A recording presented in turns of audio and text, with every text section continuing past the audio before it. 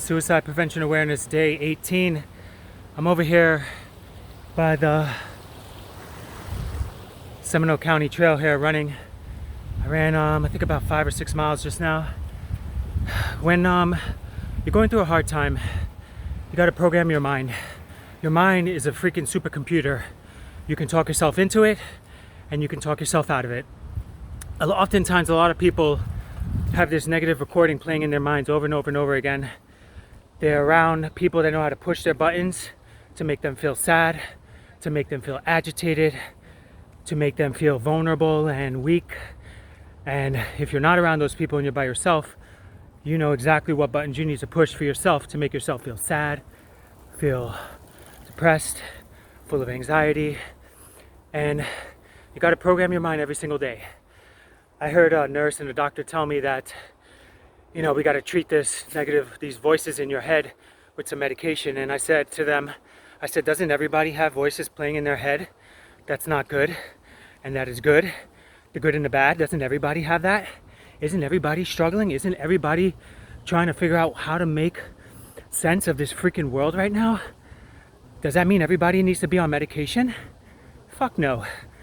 So you got to program your mind. I'm running and I'm working shit out of my mind.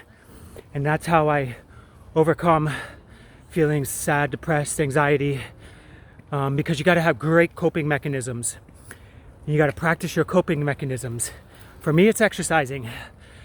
And when you get to a point in the exercise where all you think about is you want to breathe, and if you can freaking make it or not to the end, or if you're gonna die, that's how you know you reach the sweet spot, I call it, where you're working shit out.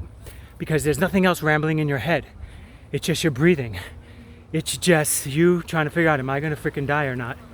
And that's a great place to be.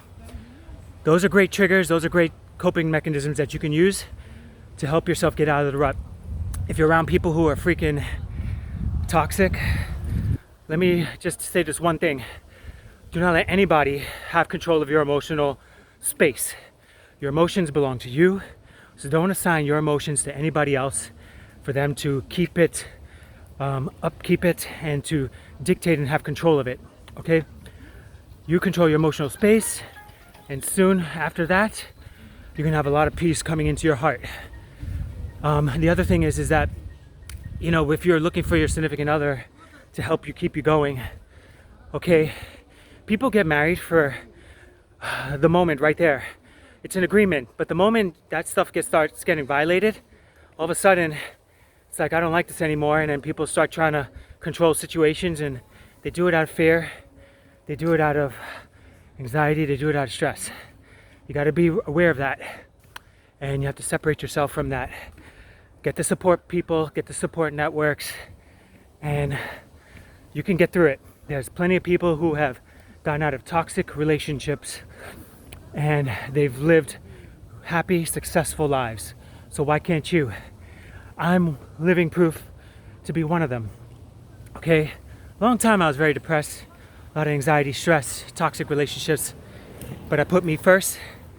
And when I put me first and I use good triggers and good coping mechanisms with training and working out and speaking good to myself constantly every single day, without any drugs, without any support, just digging into myself, I got better. And I occupy the space, I occupy this body, I occupy this mind, and I occupy my emotions. So that's it. I'm gonna cool down, finish running, and I'm gonna enjoy the rest of this day. Stand strong, believe in yourself, fill yourself up. It's not selfish when you do that. You matter, and you will get better, and you are worth it, and you deserve it. You deserve to get better, you deserve to feel good, you deserve to feel happy, and don't let anybody ever tell you anything different. It's all bullshit. You are your most important person. Love you guys, live free, live amazingly.